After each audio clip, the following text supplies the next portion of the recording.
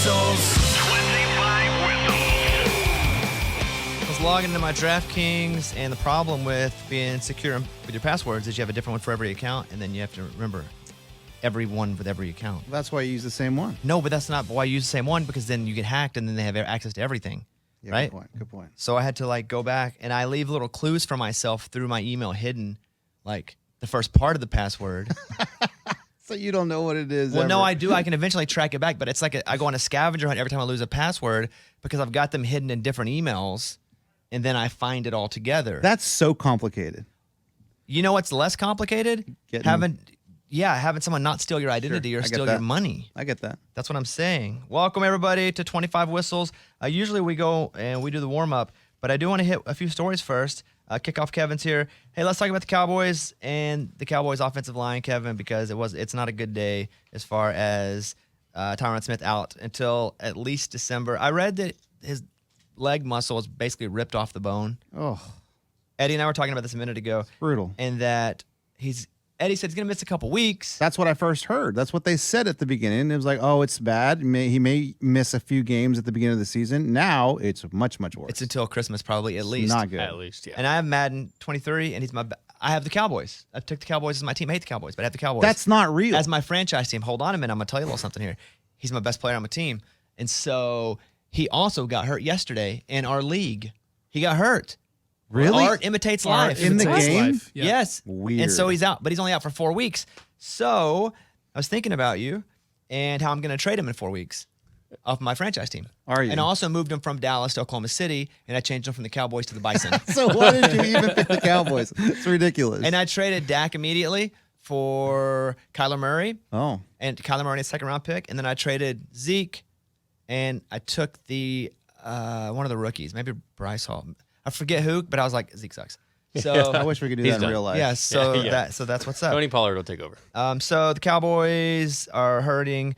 Chet Holmgren, as far as basketball goes, out the whole basketball season now. He's playing in a pro-am game, and LeBron kind of halfway late, but it wasn't even that. It was a LeBron play, and Chet was trying to guard him, and he came down his foot, and you see him pick up and limp running back down the court, and now he's out for a whole year. Oh, man. And then I have to hear Eddie go, I told you he was skinny. Well, nobody said he wasn't skinny. And it's a foot. What I said is nothing to that, do with it. I was worried about him going to the NBA anyway because he's very skinny. But you don't think there have been 10,000 people look at his body? There have been doctors, there have been trainers, Yeah. there have been people, and go, but you Who knows nothing about nothing, Yeah. think that he's too small for the NBA. Kevin Durant. Yeah. And Eddie's like, well, but he's not a center. You can do that with Holmgren's not a everyone, center. though. You can do that like there are definitely people that have defied the odds or whatever, but I mean, Kevin Durant is a different beast. Holmgren, Same, different beast. Even differenter. maybe. Even differenter. Hey, and now we're going to have to wait a year to find out. Finally, a quick other story. Tom Brady did not go to do the Masked Singer. He went to an island with his family. I don't know what happened. Personal That's stuff. confirmed? Yeah. But if he did, who cares? It's Tom Brady. I don't give a crap. He wants to take 12, 13, 14 days off to do the Masked Singer during camp, the greatest quarterback of all time. That's okay. It's different if it's Zach Wilson. Yeah. That's you as a fan, right? No, that's me But as- if you were a teammate, would you feel the same way? If it's Tom Brady, it doesn't matter. He's the greatest of all time. Oh. He doesn't need to be there for early camp. He's not playing anyway. Yeah. So I'm good with him doing whatever he needs to do. You think you've heard about Aaron Rodgers' ayahuasca tea and like wanted to go to an island and get some of that stuff? I think he who knows why? It's probably something sad, right? That's what I was thinking. It's probably something sad. Right. Personal reasons, probably Yes. something sad, and he'll go handle it. But if he wanted to take 11 days off to play the Tiddlywinks Championship, if there's one player that deserves it, it's Tom Brady. He's the only player. Yes. Absolutely. All right, let's do warm-ups here real quick. We'll go around the room. You can tell me your favorite flavor of ice cream and then answer the question, okay? Love it. Your name, which I guess I'm going to say to get to you, but you can say it again anyway. Okay. Favorite flavor of ice cream, and then answer the question. The question is, how far can you throw a football? All right, let's go to Kickoff Kevin. Kickoff Kevin, probably about maybe like 45 yards. So not too far, but not too, Nah, that's pretty good. Yeah. That's pretty good. Decent. pretty good. Maybe like 40 to 45, I would say. Okay, and your favorite ice cream? Oh, chocolate. Chocolate everything. Okay. Let's go to our producer, Mike D. Go ahead, Mike. Mike D, probably cookies and cream, and I could probably throw the football from me to you right now. That's like 10 Through yards. a wall? That's amazing. Through the wall. That's Through the funny. glass. Mike, though, as much as he's like, oh, I can't throw a football. What do you run a day? 8 miles. If it's a day where you're That's running crazy. a little more than normal, I'll do a half marathon. he'll go out and do 13 or something. See you on, Just like Sundays in the morning. just normal. He's like, what? yeah, well, hey, pretty moderate day of exercise. And he posts his map, 14 miles of running. Crazy. So he's like, I can't throw a football, but he can run a half marathon on like a Tuesday. I have really good endurance. Yeah. No thanks. Adam, I can throw a football about 8 miles. No, that's sorry. I'm gonna do. I got to go 45 yards. That's the number that popped in my head when you said the question. I'm gonna go with that. Chocolate ice cream, just like regular old cheap grocery store chocolate ice cream. I used to have my granddad. That's my jam. I'm going to go. I'm probably going to throw it about 20 because I know my arm's going to hurt real bad. It will. If I throw it 40 or more. Just You're being proactive. So you're not going to hurt yourself. It's not worth it. Why am I going to chuck it? For you stupid idiots? For a bit on this show? Yeah. I throw it about 20 and then my arm won't hurt the next day and nobody cares anymore. We show up in a sling. Yeah, we moved away. I like the ice cream when we go to the ice cream place, my wife and I, has the most color, the most pop to it. So The rainbow sometimes, flavor well, one? no, sometimes it's cotton candy Oh. because it's like electric blue. Yeah, that one's cool. But you guys have to understand, I'm colorblind, so when I do get to see colors vividly, I need it in my mouth, whatever it is. Interesting. So that if I'm blindfolded, probably a solid like a salty caramel. If I'm blinded, Fancy. yeah. All right. But I always go for like the electric yellow, blue, anything that's super color poppy. And 6'1", 170. All right, Eddie. Okay. Are we not doing that again? All right, now we've All skipped right, that Eddie, part. second warm-up question. Yeah, so First I one? could probably chunk a football around 40 yards. Definitely would hurt my arm, but I would probably get about 40 yards. I've done this while I'm walking the dog. I kind of act like I'm throwing the football and kind of pick a mailbox and be like, yeah, I can get it there. 40 yards. I don't know that you could Oh, I can do it. easily I'm- and hit a mailbox. No. I don't mean hit the actual mailbox, but I kind of measure it by like houses. I can probably throw about 4 houses, assuming that every house is about 10 yards. What's your max? If you gave it your all, 40. That's my your max. max is 40. Oh, absolutely. I can't hit 45 like Kevin. You kidding me? No. Kevin was a acting like- quarterback in college. But you're acting like 40 and 45 is some huge difference. I would think if you Five, get. it is when you're maxing out, 5 yards is a huge No, difference. I hear you, but you're like, yeah, 40, no problem. 45? No way. Okay. If you were like, if I'm really extending myself for 40 and I said 45, you go, no, I just extended myself. I see what you're saying. So on average, I'd probably be about 35. Okay. Easy. 40 would be my max. 45, you're crazy. Okay, so you can throw, the question was, how far can 40? 40 yards. And my favorite ice cream, Rocky Road, baby. Kevin, you were a quarterback? I thought you'd be like No, a defensive I lineman or played something. tight end. Oh, Oh, okay. I played this whole quarterback. time I Same thought it was a thing. quarterback. I played quarterback in 3rd grade. Does that count? That does count. I did too. Okay, yeah. I stopped in 6th. Yeah. In 6th grade, I moved over to receiver, kind of slot, high motor guy. There you go. Sneaky athletic. How could go. you remember those plays? That's the hardest part, isn't it? And what? At being a quarterback, remembering every single play. In 6th grade, we didn't have Belichick's Yeah. playbook, bro. You're right. You had about 4 And plays, but still a power, lot. toss, Yeah, dive. that's exactly it. That's Sweep. Yeah. You knew the holes, A, B, C, D. Exactly. That's it. Final question around the room. Do we like hats backward for adult men? What's the cutoff age if not? Eddie, I'll go to you. Yeah, immediately I'm looking at Adam Hambrick. You look silly. I feel like this is pointed. Ooh. You It look wasn't. I actually silly. wrote it last night. Mike, didn't I? He did. I wrote it last night and sent it to Mike. Wow. That's yeah. fair. Yeah, go ahead, Eddie. You're a grown man, Adam Hambrick. You look silly. The Turn cutoff- that hat around. What's the cutoff, Eddie? Oh, I would say 30. Okay. I'd say 30. I mean, 30, you're already kind of getting older, but that's the age where you need to be wearing your hat straight. Well, Adam, you can respond. Adult men, backward hats. Obviously, for you, it's yes because you have it on. Cutoff is 37 years old.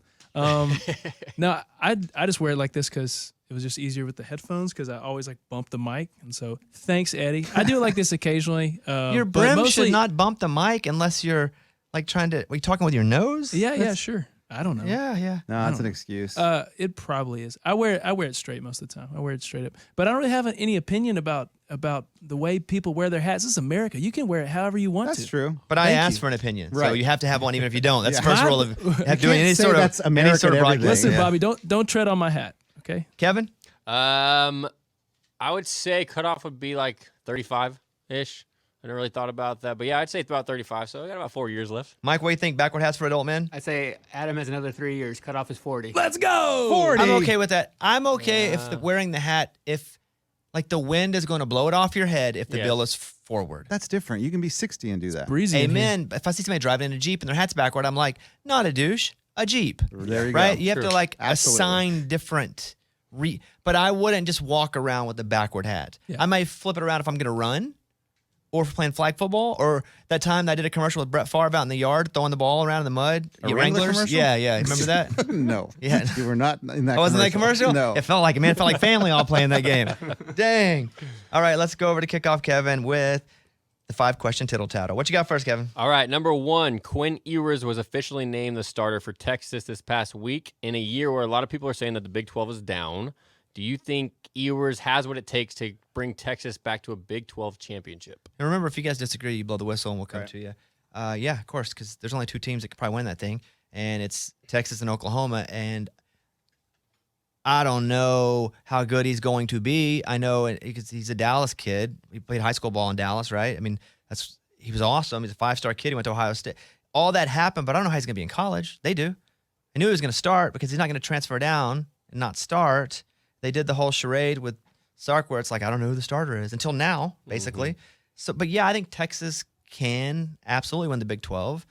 I think Oklahoma's probably a little bit better. But yes, my answer is yes, of course. I wonder how good he's going to be. His hair is pretty awesome, though. Yeah. He's got It's cool not hair. even just a mullet. Like his mullet has side mullets. Oh, yeah. It's more than just like short on top and mullet in the back. It's almost like Fabio, but it's just a little more mullety than Fabio. Because it's a little curly, too. Yeah, and it's like it's got body. Yeah, man. It's good hair. It's got body. For sure. So Jealous. the answer is yes, I do think Texas can actually win the Big 12. All right, next. All right, going back to 2016, the Baltimore Ravens have won 22 straight preseason games. Is this the most pointless win streak of all time or the most underrated win streak of all time? I think it's very underrated because why else would we ever talk about wins or losses in preseason? What a streak, though. In Wild. anything, any game, preseason or not. What's funny is it's like me. I'll go back to Madden. I'll start my starters every preseason game. They take their starters out. That's what you see Harbaugh doing, putting all those starters in so the streak never ends against all the scrubs. Yeah. And that's not what he does. But I think it's pretty awesome because I actually turned on a Ravens game and watched, honestly, 6 plays, 7 plays before I changed it. But I was like, I want to see if they're winning. And I thought that was pretty cool because I normally give no craps. Have you guys watched any preseason at all, Adam? Yeah, I watched the Cowboys and the Titans last week. Eddie? First half. Yep, both. Cowboys and Titans. I watched both of those Kevin? games. Yeah, I watched the full Patriots game last week, and I watched about a half of this Ravens game, and it was a good game. The only thing that I just kind of caution myself on and watching preseason is as I see people doing well, and I'm like, oh, drafting them for fantasy. And then it ruins everything because yeah. I watch them like catch 4 passes for 61 yards against the high school team. And then they I'm- get cut. I'm like, that dude's awesome. Yeah. It's like watching Hard Knocks, and I'm like, I'm drafting 7-Eleven. Right. You know that? Oh, yeah, so, always yeah. open. Yeah. So then I do, and he doesn't even, and I'm like, I'm dialing 7th round, I'm going to get him. And then he doesn't even play, and then he gets cut. Yeah. So I try to stay away. I did watch the Titans, see if Treylon Burks would get any playing time, and I think he had 1 carry for like 4 yards. But I think it's pretty cool. I like that one. What else you got? Patrick Mahomes, he looks like he's already in midseason form. Do you think he's out to prove that he can be great even without Tyreek Hill? I think he's going to have to be really good, but I think they're going to be fine at receiver. They're going to have 2 receivers that are probably better than having 1 great. I'm not even talking about, we're taking tight end out of the picture, right? Taking Kelsey out. Yep. I'm talking about straight wide receivers. Juju, he didn't have a quarterback. He had Big Ben lived hurt for 10 years. We don't really know how good he's going to be. And he's good. He was good with a bad Big Ben. So have you already drafted your fantasy team? I hate to say some of this stuff because some of you idiots are in the same league that I'm in. And I'm like, I've drafted in 1 league, but not our league, so you're good. and they have 2 hyphenated last name receivers. Oof. Can you name the other, Eddie? Yes, Valdez Scantling. Yeah, good. Oh man. And both of those guys are going to actually be pretty good to really I good. agree. And so does he have to do it? No, I think he's going to have really a balance of weapons. It'll be interesting to see who. Oh, you want to talk about another hyphen? Who's the running back? Edwards Hilaire. It's all hyphens all the time. That should be the Chiefs. All hyphens all the time. Kansas City hyphens. I think he's just a really good quarterback. I think they're probably embarrassed and have something to prove after the Cincinnati loss more than he's trying to just prove something himself. Yep. That Cincinnati game, boys, they blew that game. Yeah. And it's lost on the fact that Cincinnati made it and Burrow, and it's like Burrow's the man. And, with Stafford and the Rams winning that. But I think the Chiefs they're set to do it and to win and to be dominant again. And I think they have two really good wide receivers. So why do you think he's playing so much? Is it just because he needs to get used to a whole new offense without Tyreek, or is it just because he just wants to play? I don't think. Well, it's not a whole new offense. I mean, it's a different offense when you're losing your big weapon. But it's not a whole new offense. I get it. You may have a different player that. Oh, dude, but he was so dynamic to that offense. I mean, he made everyone double team him. He made all defenses go to one side of the field. So. All defenses went to one. It's like the shift. It's like the shift. Well, holy crap! No one's Tyreek's guarding on the whole left. left side. We're all going that way. We got a pull hitter over here. Yes, absolutely. I think there are things that he will have to learn how to. But you can learn a lot of that in practice. I don't know why he's playing so much. Yeah, that's my question. I think maybe they're trying to figure out who the guys are. But again, you're not playing the real defensive backs that you're normally going to play, or even the same schemes. And these defensive coordinators aren't showing their whole defensive game plan either. I think he's probably just extremely motivated. Honestly. I would be if I were him, because people kind of wrote him off. Yeah. And he's awesome. Let's not forget how you talk about dynamic, but also with Tyreek, I think the difference, what you're going to see this year, is these other two receivers can do things Tyreek can't do. They can't run as fast as he can. They can't stretch defenses, but they're also fast but bigger. Yeah. And you're going to be able to throw to them closer to the end zone. Yeah. That's not a crossing route. You're going to be able to throw fades to these guys. You really didn't throw a lot of fades at Tyreek because he's 5'9". You didn't need to. So, yes, did they lose? Yeah. They lost the dynamic playmaker that he is. But I think they might actually, there's a possibility they could be better as an offense in general. So, that's what I think. All right, you got another one? Yeah, UFC president Dana White said that there was a deal in place in 2020 to bring Tom Brady and Gronk to the Raiders before John Gruden blew it up. Do you think Brady would have won a Super Bowl with the Raiders like he did with the Bucks? This is the barbershop comment that he made that everybody's... The speculation, and they went to a few different people. Is it Carson Wentz? He called it MFer. Is it because it was like they were going to stay with that MFer? That's what Brady said in jest. But they never actually said who he was talking about, and he didn't either. Right? It was like Carly Simon. You're so vain. You probably think the song is about you. They never said. She never said who it was. He wouldn't either. But now most people feel that it's Derek Carr and the Raiders. Right. And that him and Gronk were going to go to the Raiders. And then it was blown up. And Brady said, you're going to keep that MFer over me? So do I think they would have won? Yeah, of course. I think wherever Tom Brady would have felt like he could have gone and won, he would have. He didn't go to Tampa because just is a warm place. There was nothing there. Like But no, he got to bring things there. Exactly. But that was and he would have done that in Vegas. Yeah, that's what I'm saying. Like he's not going to go somewhere he doesn't feel like he can win. So that doesn't mean the players all have to be there. That means they have room in the cap. That means the coach is willing to build the offense, not just the players, but the scheme around what he does. And I think if he was going to go to Vegas, he would only have gone if he'd have felt like he'd have won. Or he retired. That'd have been cool too. So we almost saw him in Miami though last year. Yeah. For this year. So Gruden, they're saying that Gruden blew that deal up? That's what I've heard. Was? Yeah. Dana White said he was kind of brokering it, and Gruden was the one that kind of said, no, thank you. Crazy. But Carr, I'll end on this. I think Carr's really good. Yeah. I think Hunter Renfrow, as they say, I think Hunter Renfrow is a dog, and he's not even the number one. No. Yeah. Hunter Renfrow is awesome. Yeah. And he's not even the best receiver there now. And again, Waller, top 3 most dynamic tight ends probably right now, maybe 5, but Young, top 1 or 2. Mm-hmm. So I think Brady would have won there. I think Brady wouldn't have gone anywhere he couldn't have won. Agreed. So, all right, is that all 5 or you got another I got one more. All right. There's a lot of hype coming out of San Francisco with quarterback Trey Lance. Are you buying this hype? Do you think he has what it takes to bring him back to the NFC Championship, maybe the Super Bowl? No, I'm not buying it yet. I've just seen nothing, my own eyes. I hear people say he can. They watch him in practice. That him and Debo have a fine relationship, but like who? Brandon Ayuk. Yeah, I think that's who they are kind of saying like that's his dude. Because Debo's in the backfield a decent amount too. Mm-hmm. Although they're saying he will be a little less this year because if they don't have all the injuries they had last year, I mean, that's part of the reason that Debo Samuel's always back there. No, I'm not there yet. It's tough to be a quarterback in the NFL. And I can tell you, I know from experience because I've watched a lot of games. Every Sunday, man. He may.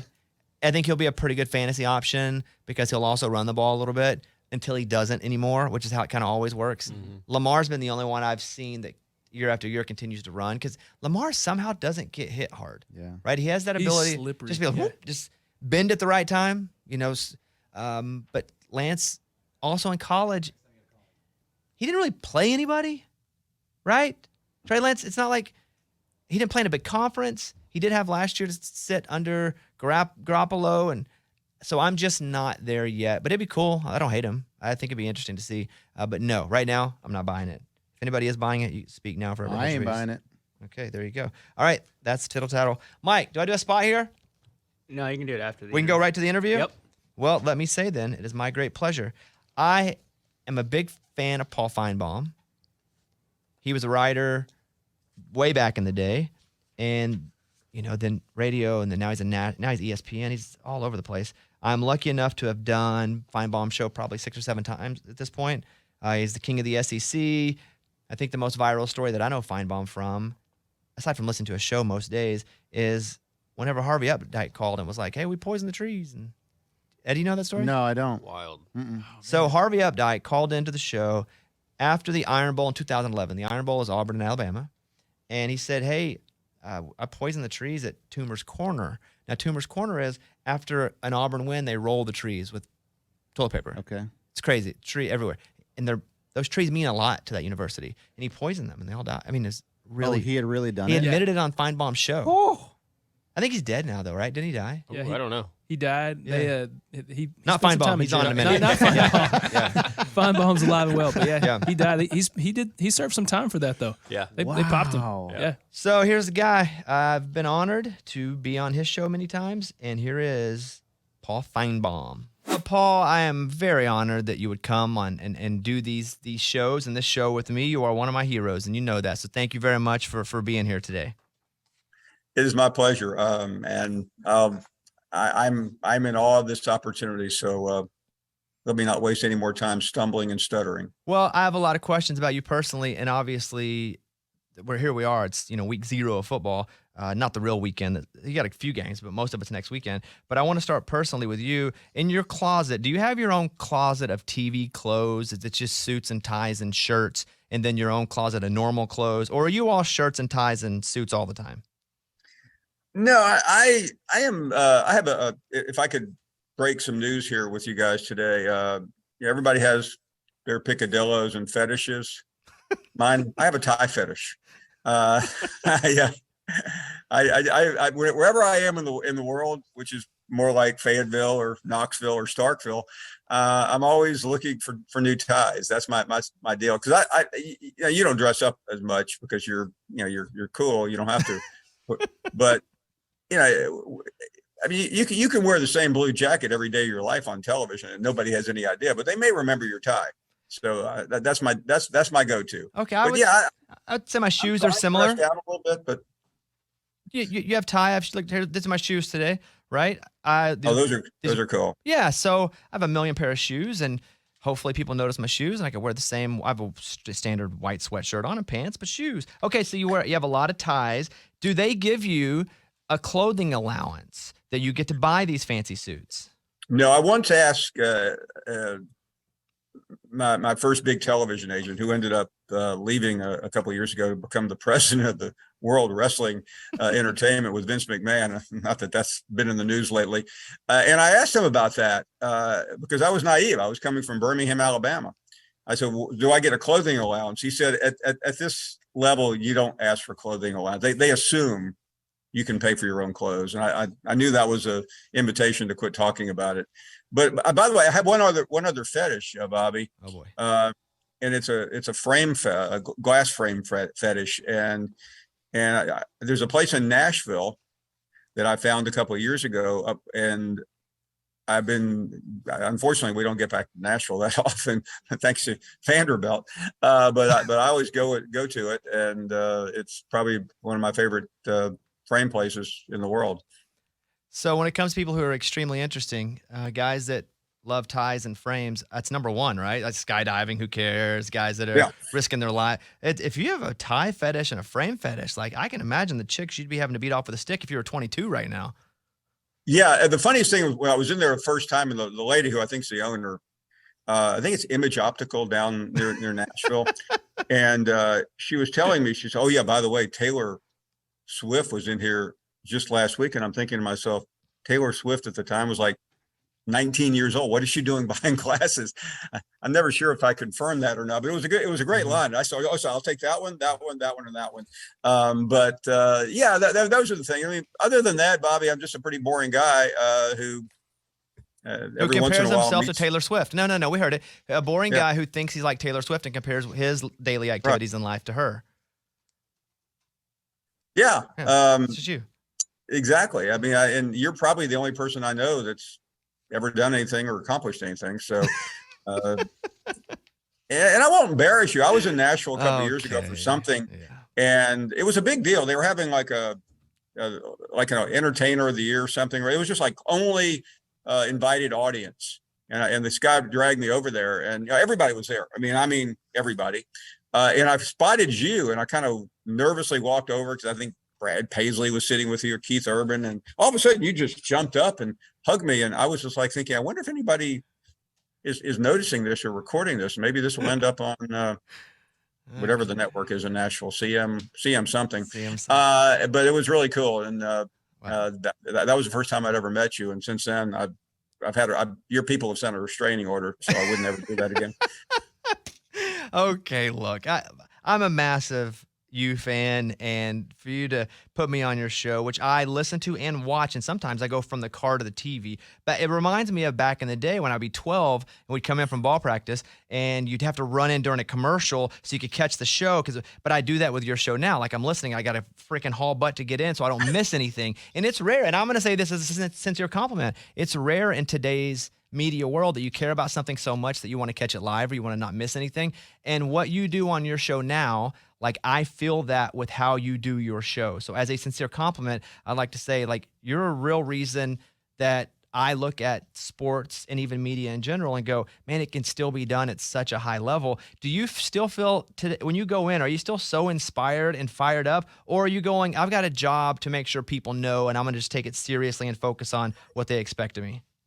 No, I mean, I truly, I'll spare you all the cliches, but my favorite time of the day is when I'm sitting behind a microphone in this studio. It really, and I think as you get older, Bobby, you really do appreciate it because you don't know where it ends, and most of the time it ends badly. But COVID changed me. That year and a half doing a show from home, hearing the stories, watching and experiencing what so many other people were going through, really, I quit. A little bit of the cynicism faded away. Now I must admit it's coming back pretty fast.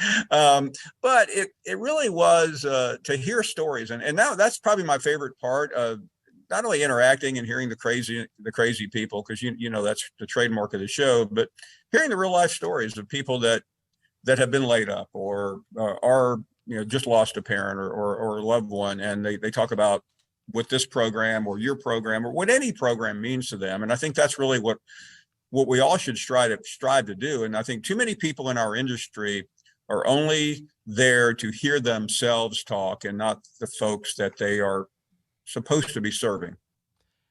Who top 3 SEC coaches that you would be friends with in real life, or that you are friends with in real life, like as people? Because we see them all and we hear them all. We think they're cool. But who are the top? I'm not going to ask who you don't like, but the top 3 that you're like, those are my boys.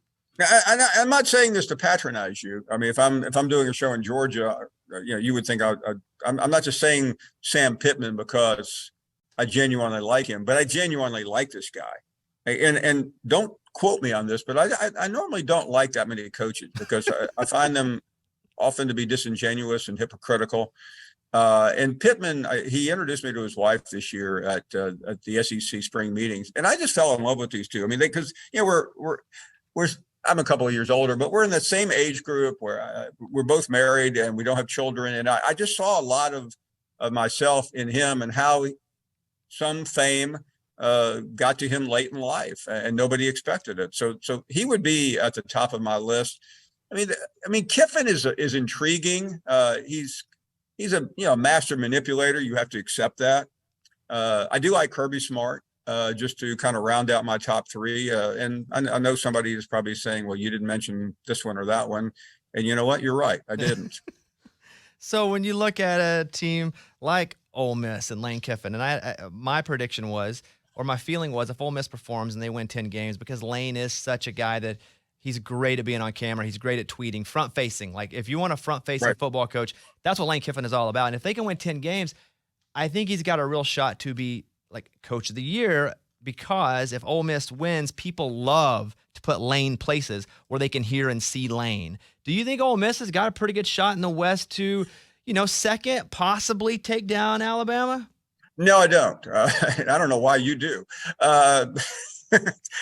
I think there's too many unknowns for me to plant a flag with Ole Miss seriously. I think they can win maybe 9 games.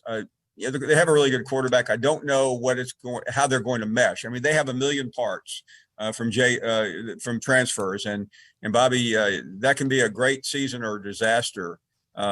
The one thing I think will be difficult for Ole Miss, though, is to keep Lane Kiffin. He is a wanderer, and he's been there a couple of years. He's had success, and I fully expect his name to be mentioned elsewhere. NFL or college? Bigger schools? I think college. I don't see him going back to the NFL. That was he was briefly the head coach of the Raiders. I don't think that's going to happen again. The Florida-Utah game to me is very interesting because you have Utah, who's come into prominence in the last couple of years as far as being a school that is respected outside of the western part of the country. And Florida is a school who isn't as respected as they've always been because they've had some down years. Obviously, they have a coaching change as well. That game, to me, is interesting because do you think a team like Florida, which their quarterback is getting Heisman whispers, and he's not played much at all, but again, they're a big SEC school. Can they win in week 1 against Utah? I don't think so. And you're right about Anthony Richardson. I do the Saturday show with Tim Tebow, and a year ago he started telling me this is the best quarterback. He wanted to say since me, being Tim Tebow, but he was too humble, or at least too smart not to say that. But that's what he was insinuating, and it was impossible to tell last year because there was such chaos, and Dan Mullen just underperformed badly. I think Napier is really a good coach, but I don't see how they pull that one off. And the problem for them is the second week they have Kentucky. I mean, they could get off to a disastrous start. And that's a problem because Florida fans think they're Alabama, Bobby. They've won 3 national championships in their modern history, but they've also fired countless coaches. I mean, Will Muschamp burned out. I mean, even Urban Meyer burned out there, McElwain, Mullen. So they are now, they have a chance to get back, but until recently they had no chance because their facilities were so far behind everyone else's. You have a lot of these SEC schools that are trending upward if you ask the people that live in the towns that support the SEC schools, meaning Tennessee, Arkansas, Ole Miss, Mississippi State even. So you have, which of these programs is the more legitimate, really trending up, maybe not this year, but could possibly win their side of the SEC? I think it's Tennessee, and I'm from there. I went to school there, and I know the tendency for Tennessee fans is to buy in too quickly. But I think Heupel is as good a play caller as I've seen in recent years.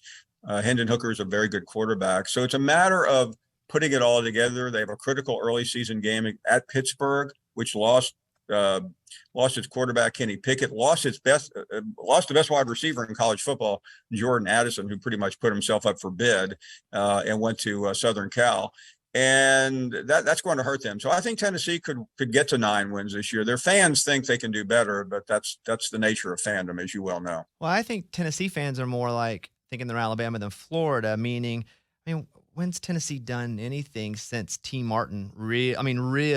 And they still feel like they win national championships every year. No offense to you, but it's like not you, but Tennessee fans seem to be more annoying than any other fan base than as far as like we're still awesome and a real national contender, because they ain't. Well, I refuse to accept what you said. Okay, that's fine. That's fine. Can you go to dinner? I hear you. But yeah, that's what I like about certain fan bases, though, Bobby. They don't get down to the dumps and act like they have no chance. Tennessee's done literally. I mean, they have not done anything legitimate since 2007. I think it was 2007 when they went to the SEC championship game with really a pretty average team. Now, right now, they have reason to be optimistic, though. The problem at Tennessee, not to get too deep in the weeds, is it's just been a chaotic place.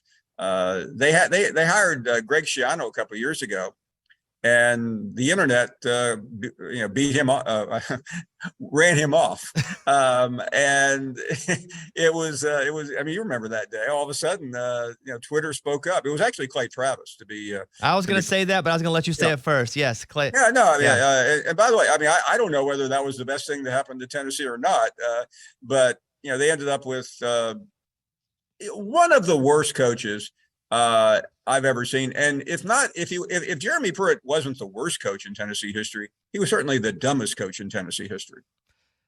Okay, coaches in SEC history. I was watching a thing on TikTok about Mike Price, so you made me think about this. And so no, hold on. Wait. Mike Price was not dumb. What he did, let me finish, because the TikTok was saying, because there are two versions of the story, and we'll just say this, the Roll Tide version in the hotel room was the one they were talking about. If it's true or not, I don't know, and he sued and he won. But I'm saying if that were the case, then that seems to be pretty, he wasn't really doing a lot of thinking with his brain. Yeah, I'll tell the story quickly. So Alabama hires a guy named Mike Price, who is at Washington State, and in the Rose Bowl, the year they hired him to replace Dennis Franchione, he comes in. He quarterbacked Ryan Leaf and somebody else that played the guy that replaced Tom Brady in New England. The guy that Tom Brady replaced in New England, and he had two sons on his staff. And Bobby, the guy is 58 years old and he lives in Pullman, Washington. And all of a sudden, he's in Tuscaloosa, Alabama, and his family and his wife is still back in Pullman. And he discovered Southern women. And he and his two kids who were on his staff would go out every night and did what crazy people do after a few pops. And everyone knew about it. I mean, I had people calling me on our show, and stop me if I'm going too long here with this salacious story, who were saying, "Hey, Mike Price was in a Mexican restaurant on Thursday night trying to pick up a friend of mine." I mean, that was the story.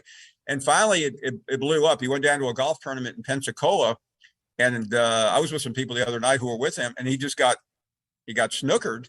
And exactly what happened is still open for debate. Sports Illustrated magazine reported that he went back to the hotel at this place called Aridy's Angel, a strip joint, and he went back to their room, and he, while they were together in the hotel room, he yelled out, "It's rolling, baby, roll tide," at the moment of ecstasy. Here's the problem. He filed suit claiming it wasn't true. And I later discovered this, Bobby. He's 58 years old. You ready for this? He's got high blood pressure. He's on all kinds of medication. And his defense in the lawsuit against Sports Illustrated was he was incapable. That's a tough one to figure it out for yourself. I hear you. He ended up being awarded $10 million or $20 million, but he couldn't talk about it. Okay. Guess what this guy did? You're right. He is pretty stupid. He started talking about it and had to give the money back. That's what I said. When you talk about stupid coaches, I was like, let's roll back the tape and say the dumbest coach is Mike Price. The second dumbest coach is Jeremy Pruitt. I stand corrected. Okay. Paul Finebaum, you guys at Finebaum Show on Instagram. The three final questions are: first, speaking of coaches that have had a tumultuous last 6 months, Harsin and Auburn. What's happening over there? What's going to happen over there? Well, you got a guy who's the biggest booster. He's on the board of trustees, and he wants Harsin out. Didn't want him hired, and he decided to get him fired a couple of months ago. Unfortunately, or fortunately, it got out in the media. Harsin was able to get some sympathy, so he saved his job for the time being. But he is clearly dead man walking. So Auburn's not going to win enough games this year, in your opinion, for him to keep his job? No, very, very little chance. Question 2. You're a pretty recognizable guy. And can you even go to dinner now and without people coming up and being like, hey, Paul Finebaum, can I get a picture? That's got to happen everywhere. Well, the farther south I go, the more difficult it is.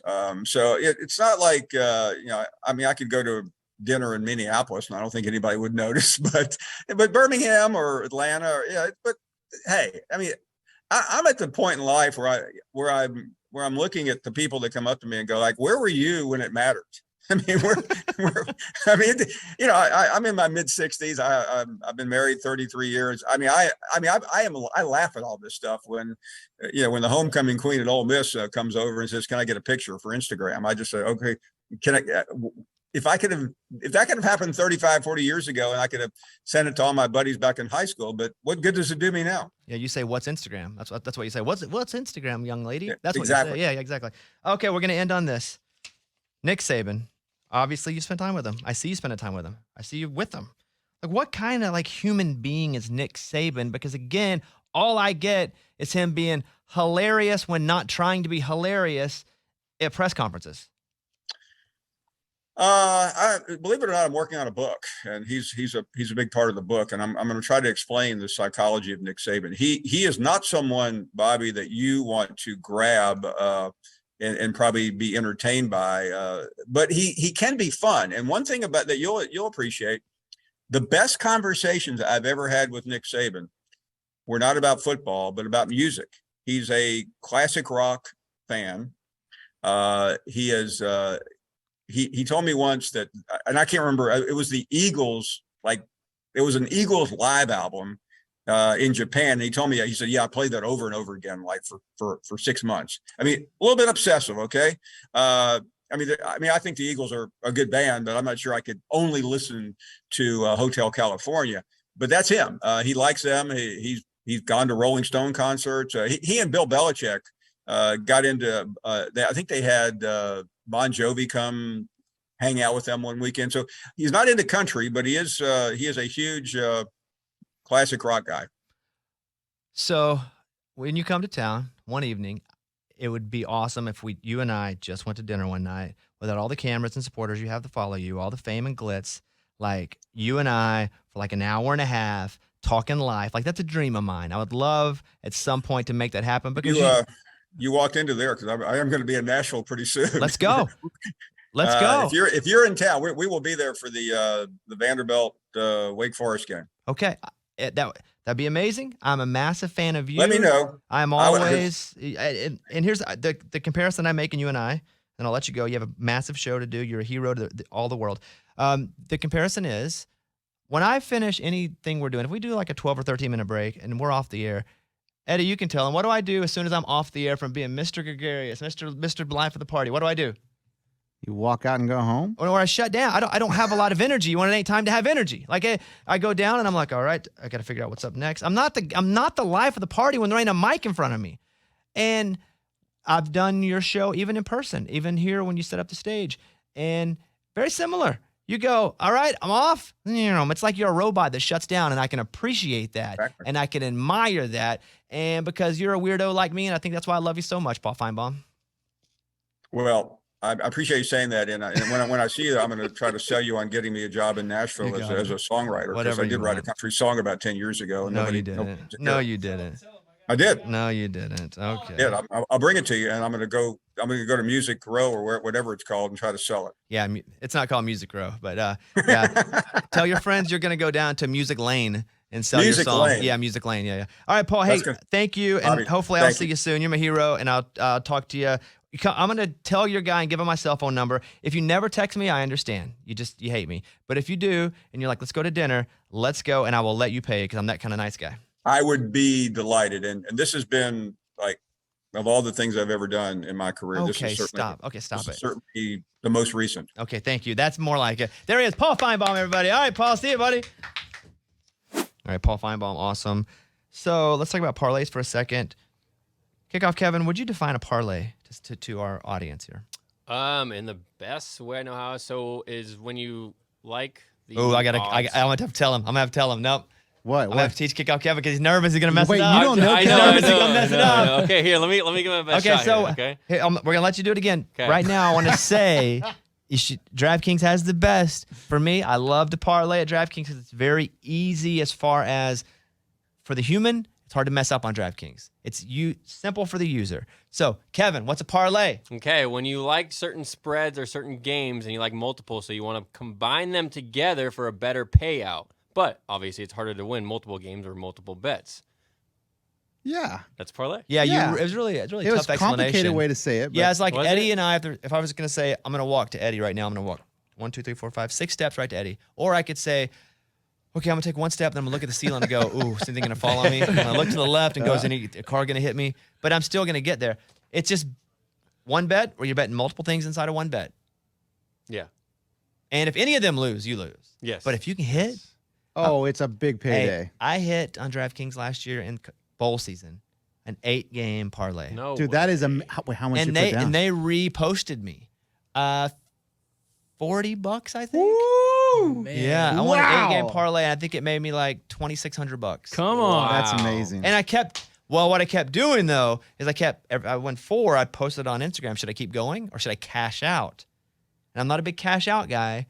And I sent it to Eddie after about 5, and he was like, cash out. And I won again. I said, what about now? Cash out. I'm a So- big cash out He's guy. a big cash out guy. So next week we'll be doing the parlays of the week. So, but again, DraftKings, and put in Bobby Sports. That's the code. 1, it makes us look good to them, and then 2, they have all kind of promotions and stuff, and that's what's up. Also next week, Brandon Marcello will be on from 24/7 Sports, and we'll talk about the games because this is called Week 0. Do you know why it's called Week 0? Because 0 games matter. No? Oh, sorry. That's a good You guess. know what? That's a good guess. Okay, it's funny. I like that. Why? Do you know why they call it Week 0? I don't. Well, Week 1 is next week where it's the first real slate. This is Week 0 because it is a week where there are like 3 games. I think like Yeah. Vanderbilt and Hawaii. They're Yeah, more yeah, than yeah. 3, but I good think luck the best naming is, them. like, Yeah, Vanderbilt and Hawaii. That's one. Nebraska and Northwestern, I Boom. think, is the best game. Not for me because Vanderbilt and Hawaii because I got Clark Lee coming up head coach in a few minutes. There we go. That's right. Where Vanderbilt's an 8-point favorite. Let's go. When's the last time Vanderbilt was an 8-point favorite in a game? When they played Eddie and I's team. The idiots. So, yes. So download the DraftKings Sportsbook app now. Use the promo code BobbySports to bet just $5 on college football and get $200 in free bets instantly. That's why you put in Bobby Sports to get $200 in free bets instantly. Only at DraftKings Sportsbook. Minimum age and eligibility restrictions apply. See show notes for details. That's the notes we put up whenever we write it. Yeah. The first time I read that, I was like, see show notes. I should have looked myself. That was for me.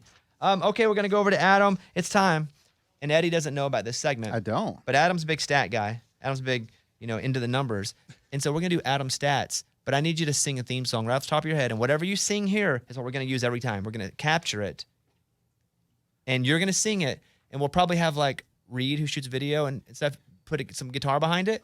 Okay. But whatever you sing here about Adam's stats is his new Wow. theme song. No pressure. No pressure at all. Are you ready? I'm ready. And action. Adam stats. Adam has all your stats for you. Adam stats. Woo! Okay, we liked it. That's We're going to capture that. And Reed, you can put music on that? Got me fired up. Okay. All right. no, Adam, what's tough. your stat of the week? Oh man, Kevin Sumlin. Kevin Sumlin, we all remember him from Texas A&M. He was the head coach there before Jimbo Fisher. His record through his first 4 seasons, 36-16. Do you know whose record is 34-14 through his first 4 years at Texas A&M? Jimbo Fisher. You know who's making a lot more money than Kevin Sumlin made? Jimbo Fisher. I don't know how that makes y'all feel, but y'all basically at Texas A&M have the exact same coach and are paying one of them about $70 million more. This makes me uncomfortable if I'm a Texas A&M fan because we haven't really seen Texas A&M achieve at a high level. They beat Alabama, but they also lost 4 games last year, which I think is going to kind of be the highlight of Jimbo Fisher at A&M, if I'm being honest. Even with the number 1 recruiting class, we're going to see him hit those highs, but I don't know if he's got it in him to be consistent and be Alabama like he wants to be. I think that Sumlin had Manziel, Yeah. and awesome for him. Yep. That really won him a bunch of games. I think Jimbo Fisher is also coming in, though, and now compare him to Sam Pittman at Arkansas. You look at his record, and I don't know what his record is overall, but it's like 2 or 3 games over 500. But when you go in the first year of a program, you're in the just a deficit. You got to dig out. You're underneath. You're underwater.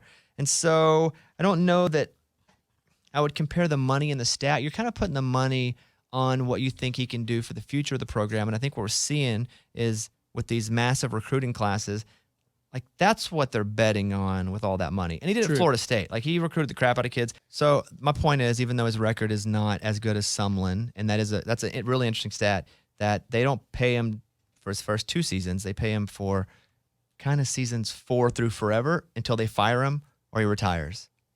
I just wonder what the tipping point is. Like, how many 8-4 seasons does he have to turn in before? Well, he gets takes one it more. and He gets turns? one more this season that's 8 or 9 wins. And if he's not winning 10 or 11 next year, I think he gets put in the pressure cooker a little bit. Educate me a little bit. So if they don't spend that much money on Jimbo, like where does the money go? Like, Well, there's not an allotment of money. right. So it's not like the NFL where like you pay your quarterback There's no way salary too much. cap. Yes. So who cares? Uh, Who the- cares the- if they're paying him way more than they paid someone? Who cares is people going, well, this is stupid. He can't even win as much games as the last coach. Exactly. So what's We're your paying him worth? all this money. It's just fun to say, this is stupid. Yeah. Yeah, and Okay. it's also boosters, right? It's all Right. it's all the same people that are paying all the players. And I don't say that in a bad way because I do NIL deals with players too. So I'm not like, oh, it's It fishy. sounds better nowadays. Yes, if I couldn't say this 5 years ago. No way. Yeah. So the deal is, it's interesting that he hasn't won as many games in Got this it. many seasons, but I think Sumlin had already hit his high point at this point. Yeah. Where Jimbo, as you can see from the recruiting class last year and even this year, they haven't yet. Yep. So, Yeah. all right, there's Adam Stats. Adam, I already forgot it. Yeah, So let's try whatever again. it Now. is, Let's just- try again. This will be his out song. Go okay. ahead. Adam Stats. That's Adam Stats. He's got those stats for you. How'd you like those stats? Yes. Wow. All right, we're going to go over, and I had a chance to talk with Clark Lea on stage. And Clark Lea, head football coach at Vanderbilt University. Pretty cool because he's a guy that played baseball, was like, I ain't going to make it as a baseball player. Went back to football because he was a good high school player, played fullback at Vanderbilt, and then started coaching and kind of climbed his way up. And I remember when he was at Notre Dame as a defensive coordinator, he was very sought after. And when he came to Vanderbilt, I was like, wow, I didn't expect him to come to Vanderbilt. But he went to school here, and I was talking to him actually before the show. And I was like, why? Why would you pick Vanderbilt? He goes, I really believe in what they're going to invest in this program in the future. And also, he didn't say this to me, but I was like, there's no pressure on him to win right now. That's true. They just are going to put the pressure on him versus the support they're giving him. Meaning, if he's not getting what the other coaches are getting financially, facilities, they're not going to expect him to get what other coaches are doing. But I think that's going to kind of build itself as it goes. And he's awesome. So I'm going to play this. Ladies and gentlemen, here he is, Clark Lea, the head football coach from Vanderbilt University, with me on a stage in front of about 1,000 people. Head football coach at Vanderbilt University. Clap your hands for him. Thank you, Coach. Thanks. I've never been so cool before, Bobby. That was awesome. I appreciate it. What do you look for in a leader? Well, I go back to the word authenticity. I think a leader starts with action. And that's been something I've really that I've made front and center for me here, kind of in this phase of my life. I'm charged with carrying a message to a team every day. But what I notice is if I'm not staying true to that message in my own life, that it's a little bit hollow. And so, to me, I think you have to have the ability as a leader to first act, second to connect with the people around you, to understand and have a sense for the experience that others are going through. Those are really the two most important things, I'd say. And then, look, there are going to be certain people that carry leadership traits where they're able to get in front of people and deliver a great pregame speech or rally the unit in the moment where they're needed. But more important on a team of 107 people is that, everyone makes a choice to do the next right thing the right way. And that's leadership through example, and that's what we're looking for. What position would I play? Well, listen, with the name Bobby Bones. Why are they still laughing, by the way? Coach, I don't understand. Again, Like I hear them laughing. It's supposed to be fun, but it hurts. All right? Yeah, so you would definitely play defense. Bobby Bones, you can't have that name and not play defense. I've got you by height, weight. What are you? 6'2", 180. So 6'6.5". Hey, listen, I know that game. No, you're going to play safety, man, and you're gonna step down and make the big hit and celebrate the interception. Let's finish it in the end zone. I can see it happening. So I'm gonna brag about my high school days for a second. I played a little slot, good hands, high motor guy, which means not a lot of speed, but That's right. yeah, that's I okay. was one of those too. That's okay. And so coach put me back on punt. He said, you need to return punts. I could catch. Throw the ball to me, I will catch it. He said, you're going to return punts. The guy dropped like 3 in a row. I said, great. I get back. And now when you're returning a punt, and this is high school, reliving glory days here. I'm looking, I see all the butts of my guys about to go that way, and I barely see the punter's head. And I'm nervous, although I play a lot. I've never returned a punt in a game. I never returned a punt in practice, coach. What kind of idiot puts me in the game returning a punt in a game that's never done in practice? Boom, I see it go up. Now it goes above the lights. That's difficult. I never practiced this. The ball goes above the lights, the ball's coming back down the lights. I look and I see it feels like 50 people going, running at me. Running at me. You know, and I consider myself a brave person. I do. I consider myself, I'll take on any challenge. I ran away. Well, it sounds like something that, I need to help you confront here. No, we don't need to know. No, so listen, when you come out to practice, we're getting the jugs out. We're going to let you catch some punts. Hey, the jugs, I'll catch them with nobody on me. Somebody hit me, that would be bad news. You feel good about this season, Coach? I do. I mean, listen, I think what is important to me is progress. What is important to me is identity. Those are things that we haven't had at Vanderbilt. Those are things that, I'm an alum. I mean, I played at Vandy, so I've followed this program for a long time. And I want to put a team on the field that people are inspired by, that are, they see that the team playing for each other. They're fighting for every blade of grass on the field. And we can do that. We're early in this build, and so we got a lot of young players. And with young players, we got to bring them along. But we've had a great camp, and I'm just excited to take this team to Hawaii and open the season. Awesome. Coach, I appreciate you. Thank you. Hey, guys, right here. Motivational moments from this guy, Coach Lee. Give him a big round of applause. Thanks, Coach Clark Lea. He did afterwards say, hey, I do want you to come out to practice and catch some punts. And so I probably won't do that. Did he really? Yeah, because you guys haven't heard it. People listening to this, we didn't listen to that back right then. We just 5 seconds later went, okay, let's move on. Right. That's how you do a podcast. Yeah. So in that clip, I talked about returning punts in high school. When my coach was like, okay, our guy dropped like 3 in a row. He's like, go return the punts. I never practiced it, much less done it in a game. And so I went back and I was talking about how it goes up into the lights and you lose it and then it comes back down. Oh, yeah. And then you got to catch it and there's people running at Yeah. you. It's just a lot to never have experienced it. And I'm not really afraid of much. I'm scared of a lot of things, but I'm not so afraid that I'm not going to take on a challenge. And so I remember that ball coming down and I was like, nope. And I ran off to the side. I didn't catch it. I didn't catch it. I just didn't. And I told that story to him. And he was like, all right, you're going to come out and catch some punts at practice with our team. And I don't think so. No, I just That'd don't. be kind of fun. Put the pads on. I don't think so. No. You can do it where you catch multiple, like in those videos. You can catch I can't catch like one. 3. Okay. I'm not going to catch 2 or 3. Gotta start with 1. So, I'm rooting for Vanderbilt a little bit. I like that. Yeah. And I like for them to beat everybody but Arkansas. Okay. So, and we're not playing them. Well, So there who you go. cares? I would Good. love for them to win some games. College football's back. It's time to enjoy the tradition, the fun, the great offers from DraftKings Sportsbook to celebrate the best time of the year right now. New customers can bet just $5 on any team and get $200 in free bets instantly, win or lose. Kickoff Kevin, break that down for me. So if I bet $5, then what happens? Then if you bet, Yeah. what did you say? Yeah, exactly. Yeah. Kickoff Kevin's over there on his I phone. was thinking ahead here.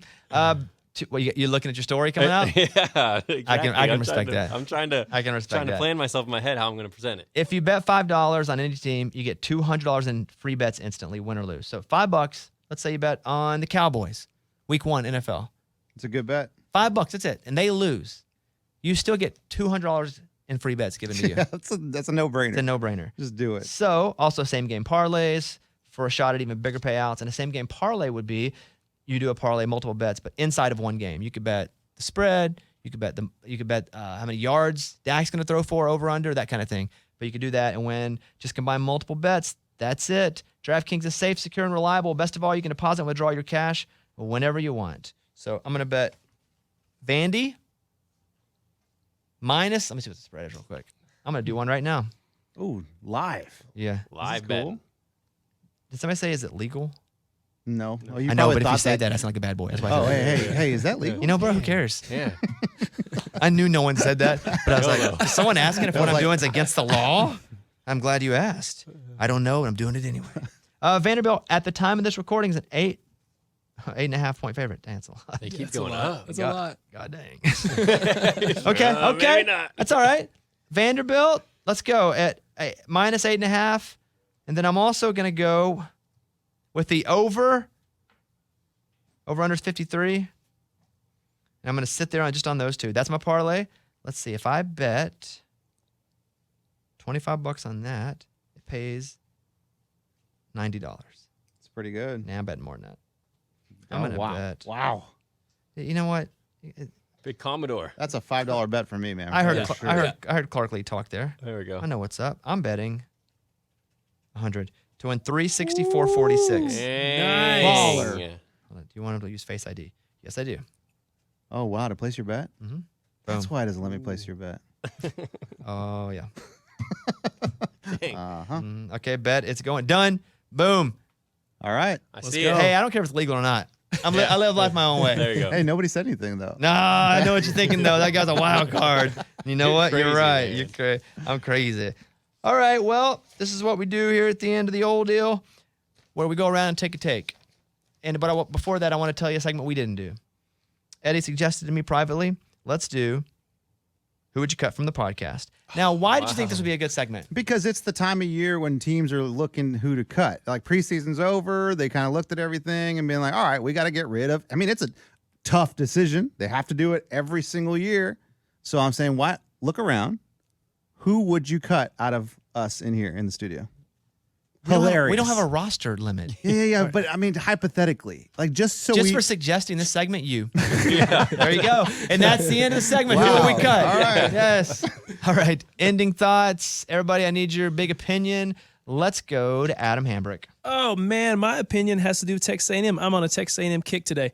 I just cannot get my head around why the expectation coming on Texas A&M is what it is going into this fall. All these kids, 5-star kids, they got incredible recruiting class, incredible job. But all these kids aren't going to step onto the field this fall and make a difference. They still haven't announced the starting quarterback as of the recording of this podcast. I don't know what they're going to be. I don't know how they can justify that ranking, showing what they've doing what they did last year and then starting this year where they are. So Texas A&M, you got a lot to prove. We'll talk to Brandon Marcello next week. We'll ask him about that specifically. That's it. They just had a high, the best of all time Yeah, recruiting for sure. class. Yeah. But Which it's I also not totally basketball. understand. It's also not basketball. Right. If you do that in basketball, you could probably go pretty freaking far because it's 5 kids, and that's much more of an individual sport. That's athleticism in basketball. Football, you got to depend on everybody. Yeah. So I agree. They could win 9 games, I think. Yeah, I think they could win 9 games. legit. But that would be a good year for them, I do believe. Do these teams that don't announce quarterbacks, do they know who their quarterback is and just choose not to announce? Or are they for the really most struggling? no, for the most part they Okay. do. That's what I thought. It gives you an advantage over the other team too. 'cause That's they why can't- they can't Cincinnati's game plan not for you. Yeah. announcing their quarterback for Arkansas right now. Do they probably know? Yeah. Okay. If they didn't, what the crap? Coach, Like, you're really Coach, go out confused? to the field and watch something. Figure Like it you wake out, up man. the morning of the game, hey, you're starting today. Hey, who are my quarterbacks again? yeah. Holy Flipping crap. a coin. Okay, thank you, Adam. Kickoff Kevin, your final big opinion. Ricky Williams was recently on a podcast called My Other Passion, and he was talking about NIL deals, and he had an interesting take on it. He was saying that the players shouldn't be able to get paid until after they graduate. He was basically saying, Like a hey, trust? Yeah, like you can get your deal, no problem, you can get your money, but you have to still keep like the integrity of going to school, working towards something, keep the passion. He was just saying that he was afraid that the passion was kind of going to get lost in it. That's old folk talk, honestly. Yeah. Yeah, well, he's kind of older. Yeah, that's old folk talk. That's funny to hear that that's him. But I just thought that was a cool like way of going about it. Hey, still handle your business and you'll get your money. That's kind of the way it works. Yeah, that ain't the American way, though. It is not kind of how it works, except this one awful organization called the NCAA. That's the only reason it's not how it works. I can subscribe to that a bit, where I think that he has some, but boy, you're not paying them to go to school. Yeah. You're literally paying them for their name, image, or likeness. That's the problem. Now, I think when there are regulations, if you want to make sure they go to class to get the money that they're owed right then, Like if there's that, like you get paid every week of the deal. Let's say I make a deal for $100 with KJ Jefferson, University of Arkansas. I haven't. I don't plan on doing a deal with KJ Jefferson. Love him, but I'm not in contact with his folks at all. Mm-hmm. And it's say $100, KJ Jefferson. Okay, every week it's $10 at you for 10 weeks. All you have to do is go to class, and then once you do and you don't miss class, the school says it's in a trust and the school pays you out weekly. I could see something like that happening. Yeah, that sounds cool. But if you're doing the work, you deserve to be paid for your work while you're doing the work. Why is this the only place where people are like, I don't think people should get paid for the work they do until they get older? What the? No, Yeah. This is America. I think too there's something about college football that's always been awesome. It's like the romanticism. Like everybody loves that our boys play for us and like our boys play for our Also alma mater. stupid. And Also stupid. It might be, but that's one of the inspiring, like really cool things. That's like the human element of college They football. don't even live where you live. They're not Totally. even from the same town or state for the most part. Totally, but that's what people fell in love with college football in like the 50s and the 60s when like it first started really becoming a thing, and that's what people miss, and that's what people feel like the human element is And going the away. tradition of the And college tradition, football, yeah. like you were saying recently, we hate change, right? People were getting paid it's then logical. too. People were just getting lied to more. You know what I Yeah. miss? Getting lied to. That's what they're saying. Yeah. It's a little bit Santa Claus, I right? miss the love and the old folk feel of getting lied to every day, Boy, every when it's Saturday, legal. thinking these guys were doing it for tradition. Yeah. Bull crap. Yeah.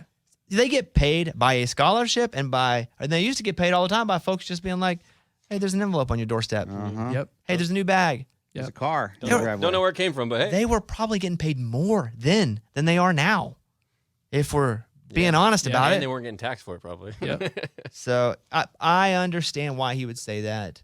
And I hate being the one older guy that is like, cool, Gen Z, Yeah. That's kind of what I am. But I get it. I know why I'd say that. That was him in his day. Right. You should feel like, Yeah. I mean, I still like the music from my day. You know why? Because in my day, that's what formed and shaped me. Yeah. And with Ricky Williams, it's NIL deals after you've done the work and weed. Yeah. Lots of that. Eddie? Yeah, the Cowboys have found a star. It's unbelievable. Sometimes you just get lucky and you're like, wow, where did this guy come from? But last game, preseason game, Chargers, Oh, Cowboys. God, not a preseason star. Kavonte We just talked about Turpin, this. Guys, he came out of nowhere. He returned a 90-yard kickoff for a touchdown. Amazing. The next punt, he returns that for another touchdown. Unstoppable. Dude, he looks so good. And now I read that the Cowboys are he's starting to do reps with the starting offense now. So now we may be looking at what? Wide receiver number 3, number 4 here, Kavonte Turpin. And this dude is Draft him. amazing. No. I know you guys did an auction fantasy. You could have got him for like $1. No, not yet. That's your guy. Let me see where he is next Always week. jump on your guy early. Yeah. That way, when everybody else is trying to get him, you're like, Did anyone else see this guy play? Yeah. Yes. Amazing. Bones, this guy's going to be a star. that's why I can't watch preseason because I'm him. I'm Eddie. Guys, I'm Eddie. Everyone? Eddie's second round drafting him. Yeah. I'm not saying that you're stupid. I'm saying that I'm stupid like you. Yeah. And that's why I can't watch preseason. Well, as a Cowboys fan, I'm a little worried because, you got CeeDee Lamb as your number 1, and then, you're like, what do we Michael Gallup's hurt. You're looking at a couple other ones. So when you see a star like this shine in preseason and you read that the Cowboys are taking some interest in him and looking obviously to keep him and now doing reps with the offense, I'm like, guys, problem solved. Here we go. I like love- it. I I love like that everybody you're gets calling him a made fun star. of for their opinions. Every single person. Everybody just I expect it. Yeah, it's good. No, that's it. I'll go with mine, especially you guys doing fantasy. Let's say you don't take a quarterback in the first 5 or 6 rounds. Jalen Hurts is going to be so good this year. That's what I hear. I'm not going to draft him because it's Jalen Hurts. But Jalen Hurts is going to be so good this year because he's got A.J. Brown, Quez, Devonta Smith. Yeah. He already is. He was playing last year with almost no weapons. A young Devonta who was having to spend the first half of the year figuring it out. I think how Jalen Hurts runs, which he'll run a little less. He's not a big. He's like Lamar in like size wise, because he's not a huge. Trey Lance is a bigger dude, like big, thicker, Yeah, Trey's more huge. muscular dude. I think Jalen Hurts is a guy you could probably get 12th round and hold and put in. And if you have another really good quarterback, you could probably trade that really good quarterback later for another good player for your team. But I would take Jalen Hurts I just hate saying that to you guys because you're all three of you are in my league. I mean, all leagues are different, right? But last night during our draft in one of my leagues, he went undrafted. Right. And So I'd scoop him he could, yeah. and hold him because I think that his potential is really high I agree. because of all the weapons that he has in Philadelphia. All right, that's what's up. I need to pick who I give the whistle of the show to. And this time I'm going to go with Mike D. And I'm going to tell you why Mike D. Because when we asked you how far you could throw a football, He was honest. you didn't imagine the size of your ding dong. No. No, you didn't. You didn't look at it and go, I'm gonna just say it's a lot bigger than it is. You said, "What's a football?" And you know what? For that, you get to blow the whistle today. Yeah. So Mike's gonna blow the whistle. Don't forget, we appreciate DraftKings. They're the reason we're doing this. If you like the show, please follow, please comment. It really does help us. Next week on the show, Michael Rappaport, who you would know from, well, back in the day, Friends. TikTok now. Only Murders in the Building. Massive role on Only Murders. I watched the Yeah. finale, by the way. Anybody watch finale? Nope, yet. not You yet. guys aren't there? Also, TikTok and comedy and everything. Real Housewives. I show Caitlin and she goes, I know him from Real Housewives. I was like, he's on the show? He's like, no, he comments on he's on Bravo. Oh, he does? All the time talking about it. That's awesome. So Michael Rappaport will be on next week and Brandon Marcello from 24/7 Sports. And that's it. And Mike, blow us. Oh, wait, hold on. Hold on. I was waiting for you to ask Hold me on, that. hold on. Mike, if you'll blow the whistle, we'll get out of here. There it is. See you next time, everybody.